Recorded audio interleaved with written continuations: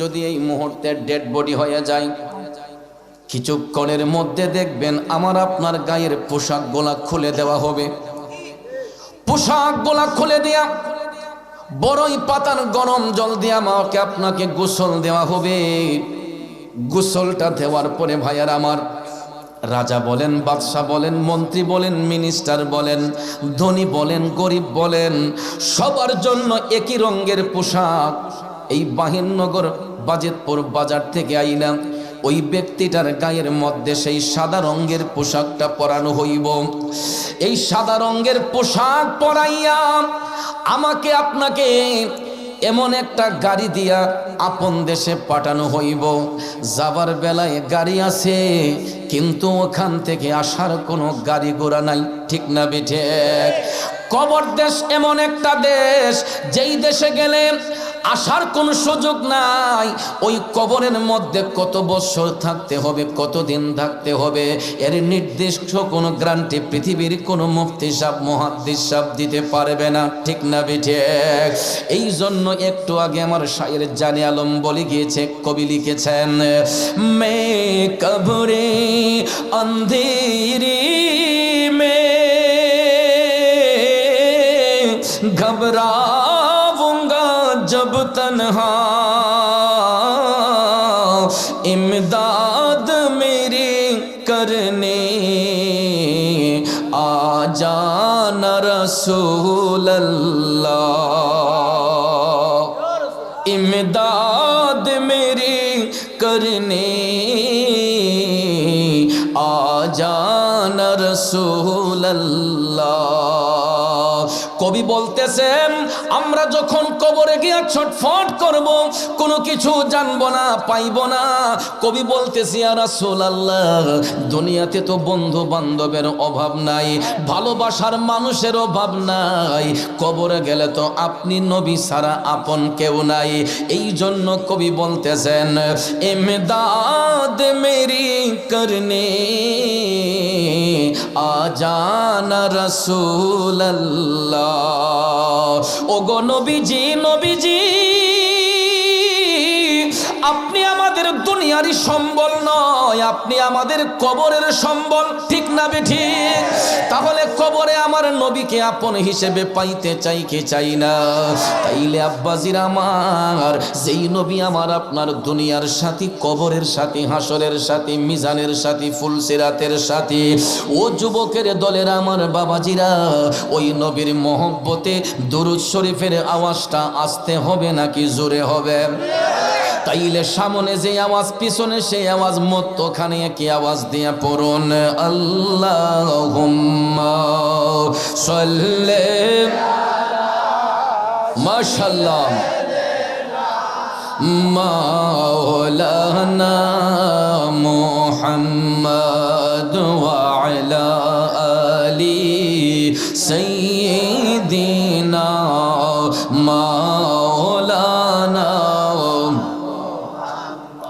একটা জবানও বন্ধ রাখবেন না, সবাই জবান খুলে, দিল খুলে আমার সাথে মহান মৌলাকে খুশি করার জন্য আপন আপন কলবের দিকে মুতাওয়াজ্জি হয়ে আমার সাথে জিকির করুন, ইল্লাল্লাহু ইল্লাল্লাহ, ইল্লাল্লাহু ইল্লাল্লাহ, ইল্লাল্লাহু ইল্লাল্লাহ, ইল্লাল্লাহু ইল্লাল্লাহ, ইল্লাল্লাহু ইল্লাল্লাহ, ইল্লাল্লাহু ইল্লাল্লাহ, লা ইলাহা ইল্লাল্লাহ, লা ইলাহা লা পড়িয়ে, লা ইলাহা লা ইলাহা ইল্লাল্লাহ, ইল্লাল্লাহু ইল্লাল্লাহ, ইল্লাল্লাহু ইল্লাল্লাহ, ইল্লাল্লাহু ইল্লাল্লাহ, ইল্লাল্লাহু ইল্লাল্লাহ, লা ইলাহা লা ইলাহা ইল্লাল্লাহ, পড়িয়ে, লা ইলাহা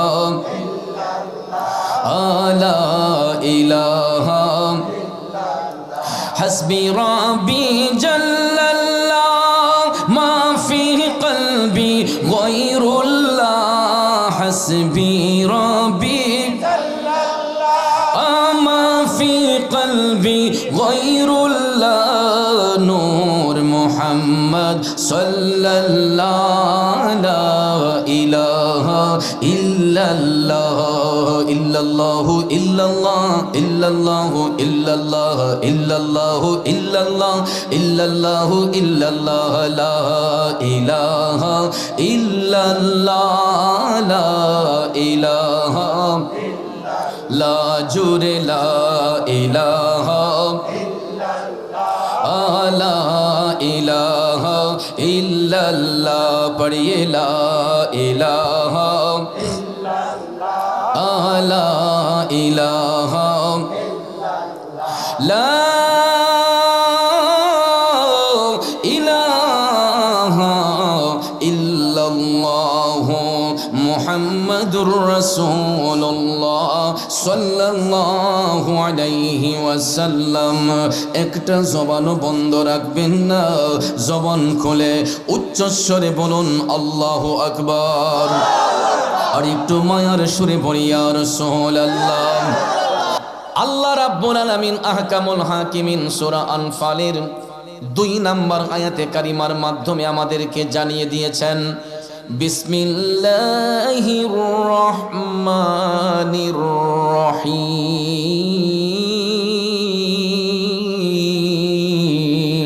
ইন্নামাল মুমিনুনা আল্লাযীনা ইযা যুকিরাল্লাহু ওয়াজিলাত قلوبهم وإذا تليت عليهم آياته زادتهم وإذا تليت عليهم آياته زادتهم إيمانا وعلى ربهم يتوكلون।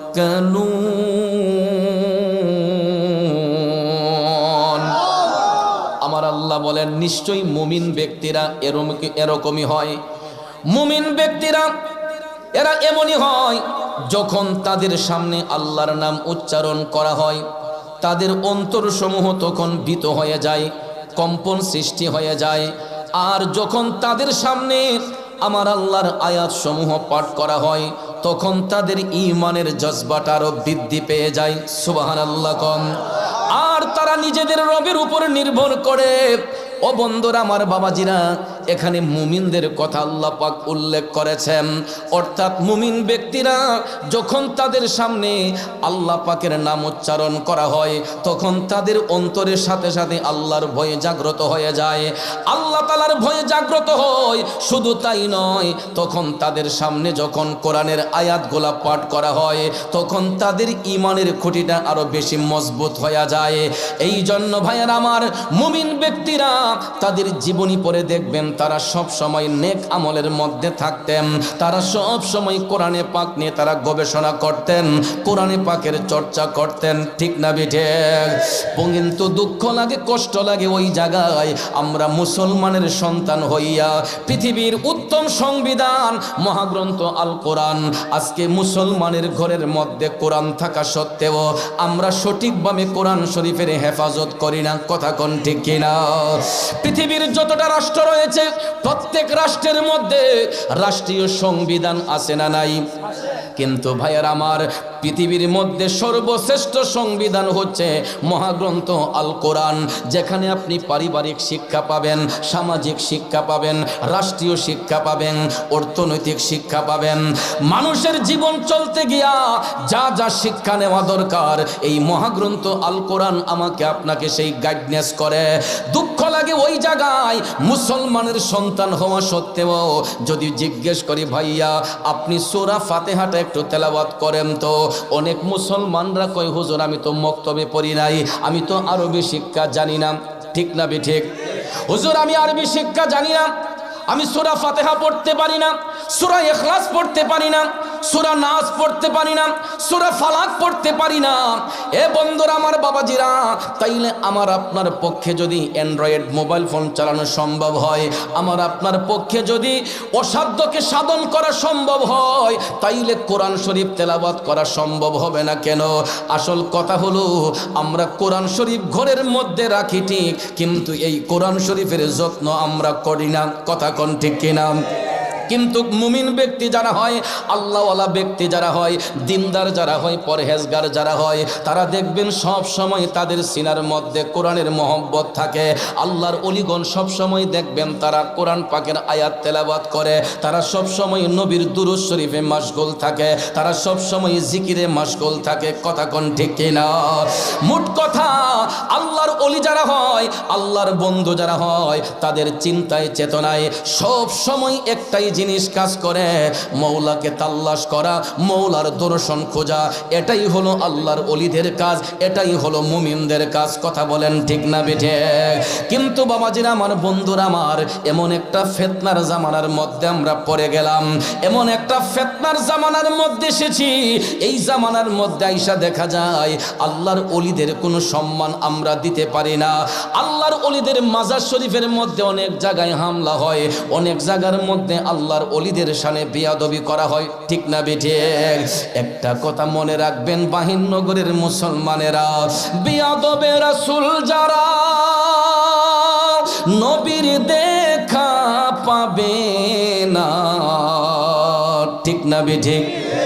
গোলামে রাসূল হইবে যারা, নবীজি তাদের ভুলবেন না। কথা বলেন ঠিক না বেঠে? বন্ধুরা আমার, বাবাজিরা, প্রকৃতপক্ষে যারা নবীর গোলামিতে মাশগুল হয়, এরা কখনো মুমিনদেরকে কষ্ট দিতে পারে না। নবীর গোলাম যারা হয়, এরা কখনো আল্লাহর ওলিদের মাজারে হামলা করতে পারে না। মুমিন ব্যক্তি যারা হয়, এরা কখনো শরীয়ত বিরোধী কাজ করতে পারে না। মুমিন ব্যক্তি যারা হয়, এরা কখনো মাজার শরীফ মন্দিরের মধ্যে গিয়া গীতা পাঠ করতে পারে না। মুমিন ব্যক্তি যারা হয়, এরা হিন্দু ভাইদের মজলিসে গিয়া ইসলামী সঙ্গীত বলতে পারে না। ঠিক না বেঠে? এটা মুমিনদের কাজ নয়। কারণ আমার রাসূল ১৫০০ বছর আগে বিদায় হজের ভাষণে আমার নবী বলেছেন, যার যার ধর্মকে তার তার মতো পালন করতে দাও, তোমরা কারো ধর্মের প্রতি আঘাত করো না। ঠিক না বেঠিক? আমার নবী কামলিওয়ালা শিক্ষা দিয়েছেন যে তোমরা কারো ধর্মের প্রতি আঘাত করো না, যার যার ধর্ম তাকে পালন করতে দাও। তবে একটা মাত্র ধর্মের কথা রাব্বুল আলামিন কোরআনে পাকে উল্লেখ করেছেন, এটা হচ্ছে ইসলাম ধর্ম। আল্লাহ বলেন, ইন্না দীনা ইনদাল্লাহিল ইসলাম, আমার কাছে একটা মাত্র মনোনীত দিন, এটা হলো দীনিয়াল ইসলাম। ইসলামই হচ্ছে একমাত্র শান্তির ধর্ম। কথা বলেন ঠিক না বেঠিক? কিন্তু আজকে দেখা যায় আমাদের কিছু খাসিয়তের কারণে, আমাদের কিছু বদ অভ্যাসের কারণে আজকে ইসলাম নিয়ে সারাটা বিশ্বের মধ্যে একটা ছিনিমিনি খেলা হচ্ছে। আমার বাজিতপুরের মুসলমানরা শুনে, এখন পর্যন্ত সংখ্যাগরিষ্ঠভাবে সমগ্র বিশ্বে মুসলমানের সংখ্যা বেশি। যেই কারণে ইহুদি খ্রিস্টানরা এরা আমাদের মুসলমান ভাইদের মধ্যে দ্বন্দ্ব লাগাইয়া আলাদা থেকে এরা তামসা দেখতেছে। আমরা মারামারি করে মরতেছি, আলগা থেকে তারা তামাশা দেখতেছে। এবং আমাদের ভাই ভাইয়ে ঝগড়া লাগানোর জন্য এরা কোটি কোটি ডলার আমার আপনার পিছনে খরচ করতেছে।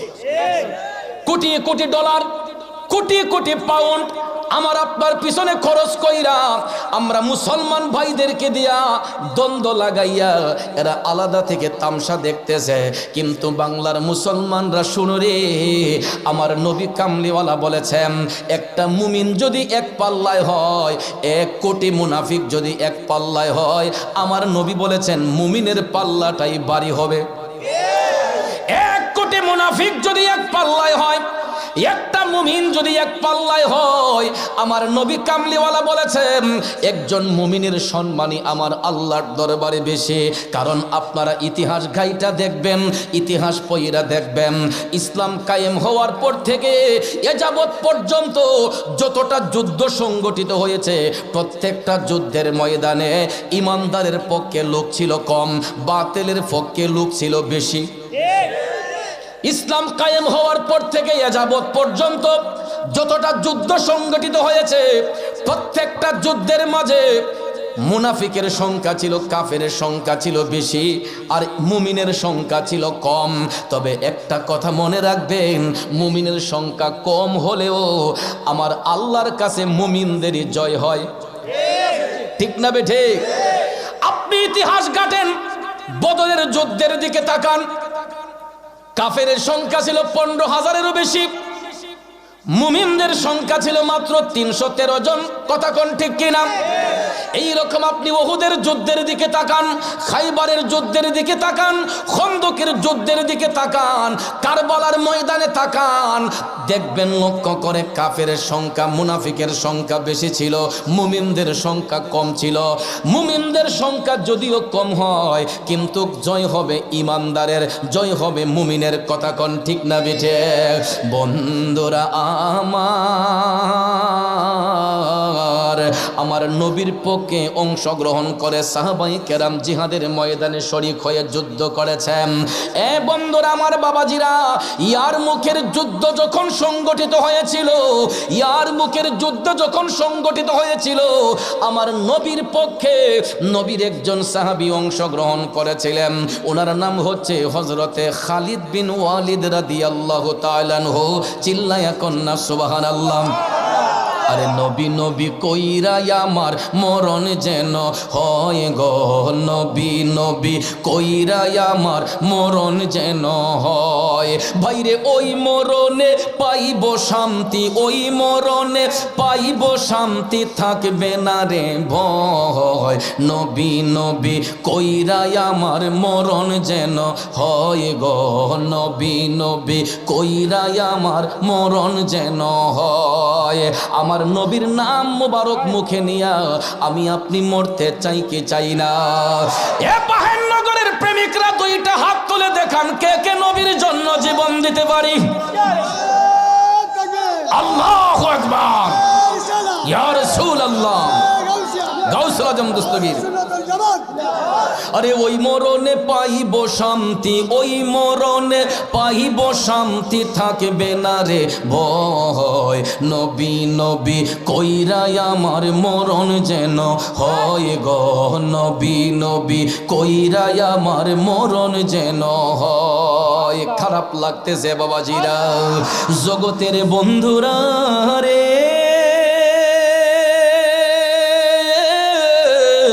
ও মুরব্বী বাবাজিরা গো, আমার সম্মানিত মা বোনরা যারা শুনছেন, ইয়ারমুকের যুদ্ধে আমার নবীর পক্ষে অংশগ্রহণ করেছিলেন হযরতে খালিদ বিন ওয়ালিদ, জিনার উপাধি হচ্ছে সাইফুল্লাহ।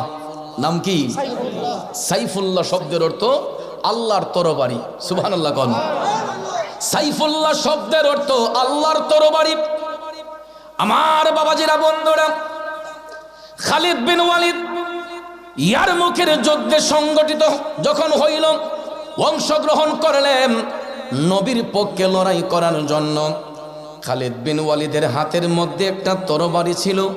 ভাইয়ার আমার, বন্ধুরা আমার, এই তরবারির সামনে যদি কেউ দাঁড়াইতো, কচুর মতো কর্তন হইয়া যাইত। এটার হাকিকত হলো খালিদ বিন ওয়ালিদের মাথার মধ্যে একটা টুপি পরিধান থাকতো।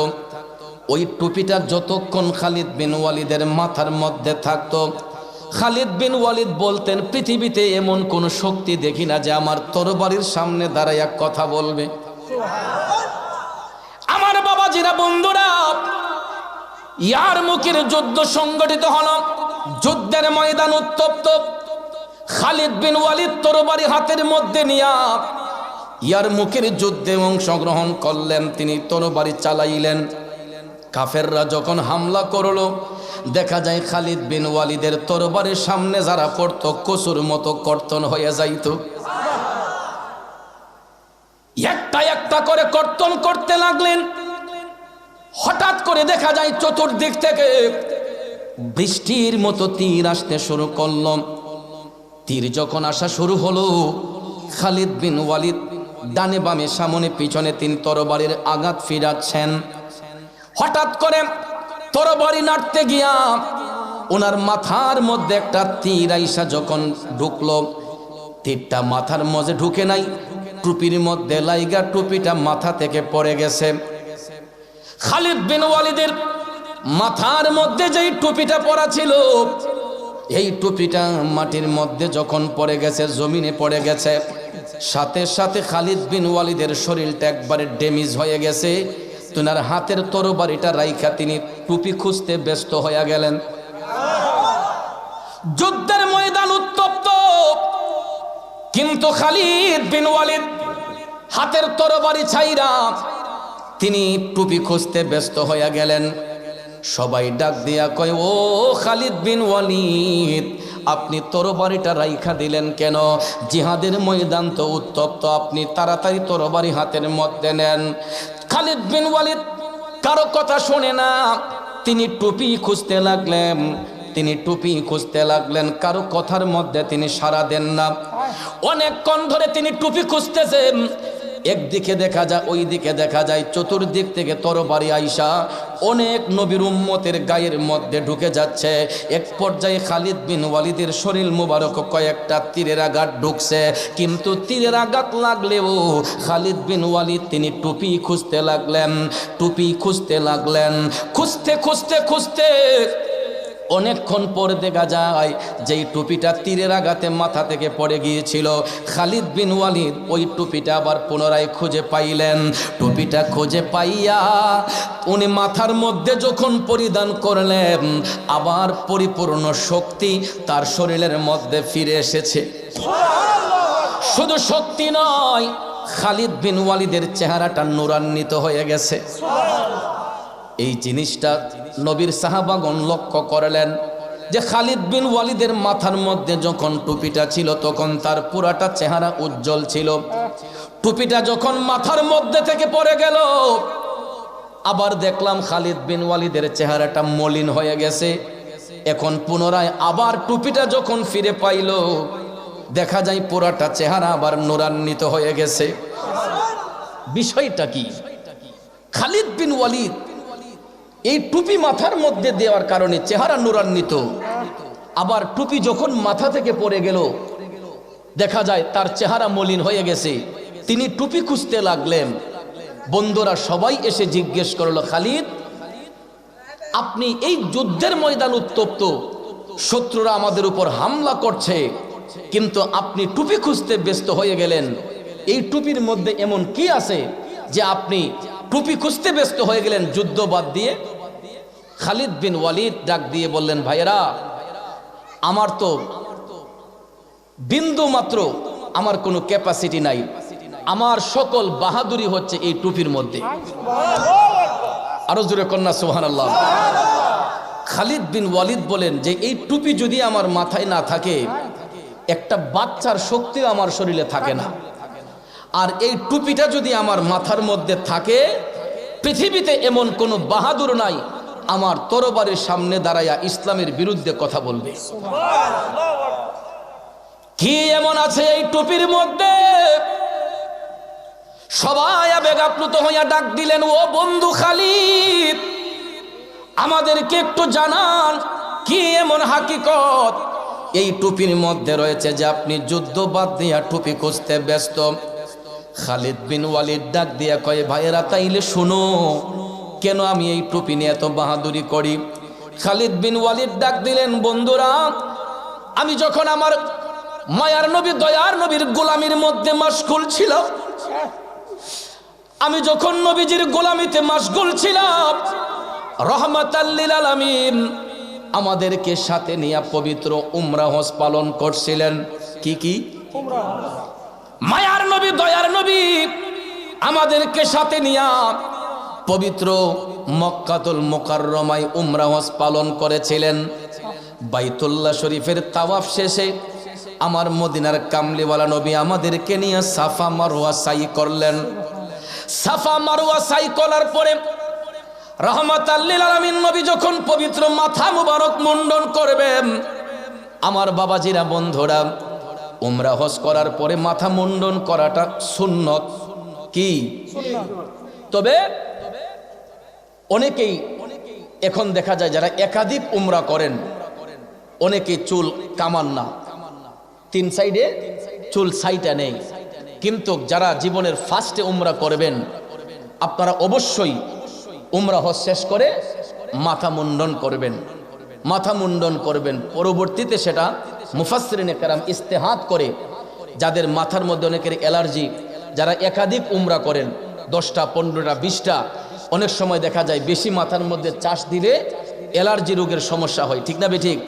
স্কিনের সমস্যা হয়। এই জন্য মুফাক্কাহে কেরাম ইস্তেহাদ করে এটা বলেছেন যে যদি তিন সাইডে চুল ছেটে নেওয়া হয় তারপরেও উমরা আদায় হয়ে যাবে। কিন্তু যারা জীবনে প্রথম উমরা করবেন অবশ্যই অবশ্যই উমরা করে মাথা মুন্ডন করবেন, এটা সুন্নত। কথা কোন ঠিক কিনা? আমার বন্ধুরা বাবাজিরা, রাহমাতাল লিল আলামিন নবী মক্কাতুল মুকাররমায় বাইতুল্লাহ শরীফ তাওয়াফ শেষ করে সাফা মারওয়া সাই করেন। যখন আমার নবী উমরা হজ পালন কইরা মাথা মুন্ডন করবেন, হযরতে খালিদ বিন ওয়ালিদ বলেন, আমরা নবীর গোলামিতে ছিলাম। নবী যখন মাথা মুবারক মুন্ডন করতে গেলেন, আমরা সবাই নিজের গায়ের রুমালগুলা বিছিয়ে রাখছিলাম, এই কারণে যাতে করে আমার দয়াল নবীর একটা চুল মুবারক জমিনের মধ্যে না পড়ে। সাহাবায়ে কেরাম আমার নবীরে কেমন তাজিম করতেন। এ বন্ধু, এই সমাজের মধ্যে নিয়ে কত মারামারি হয়, কাটাকাটি হয়। কেউ কয় দাঁড়াইয়া সালাম দেন, কেউ কয় বৈশাখ, কেউ কয় নবী নূর, কেউ কয় নবী মাটি। এই যে একটা বিষয় নিয়ে সমাজের মধ্যে দ্বন্দ্ব, ভাইয়ার আমার, বন্ধুরা আমার, আমার নবীর তাজিমটা করলে সমস্যাটা কোথায়? কেন তো অজুহাত হবে? কেন নবীর সামনে এত বাড়াবাড়ি হবে? এ বন্ধুরা আমার, বাবাজিরা, আমার নবীর গোলামি করেই তো শেষ করতে পারবো না, ঠিক না বেঠিক? নবীর গোলামি করেই তো শেষ করতে পারবো না। নবী নিয়ে তো মারামারি কেন রে ভাই? আমার নবী তো আজও আমার আপনার জন্য কাঁদতেছে। নবী কান্দেন মদিনায়, আজও উম্মতের মায়ায়। নবী কান্দেন মদিনায়, আজও উম্মতের মায়ায়। দুরুদ পড়ে সবাই নবীকে সালাম জানাই। কান্দেন নবী মদিনায়, আজও উম্মতের মায়ায়। কান্দেন নবী মদিনায়, আজও উম্মতের মায়ায়।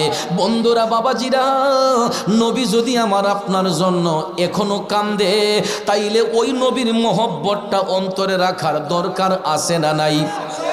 কিন্তু কেমনে সমাজের মধ্যে দেখা যায় এখন আমার নবীরে নিয়ে সব রাজনীতি। কথা বলেন, আমার নবীর শান নিয়ে সকল রাজনীতি।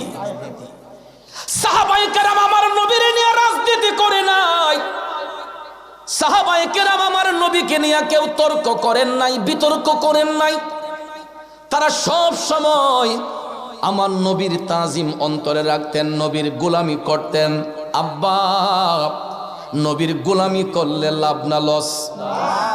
গোলামি যদি করতে পারেন, আশেকে রাসূলের খাতায় নাম পড়বে। মুখে মুখে আশেকে রাসূল বললে হবে না। অনেকের নামের আগে পোস্টারের মধ্যে আশেকে রাসূল মাশুকে এলাহি না লেখলে অনেকে মাইন্ড করে, কেউ আমার নামটা একটু লম্বা করে লেখলা না কেন? ঠিক না বেঠিক? নাম পড়তে পড়তে অনেক সময় দেখা যায় সময় চলে যায়, বক্তার টাইটেল পড়ে শেষ করা যায় না, ঠিক না? এ বন্ধু, এত টাইটেল দিয়া কি হবে? এত লকব দিয়া কি হবে? লকব যদি দিতে হয়, নবীর গোলামির খাতায় একটা লকব লাগান যে আমি গোলামে রাসূল, ঠিক না বেঠিক? আমি নাচিজ, আমি নালায়েক, আমি গোলামে রাসূল। নবীর গোলামি করতে শিখুন। গোলামি করতে করতে আশেকের খাতায় অটোমেটিকলি নাম চলে আসবে, ঠিক না বেঠিক?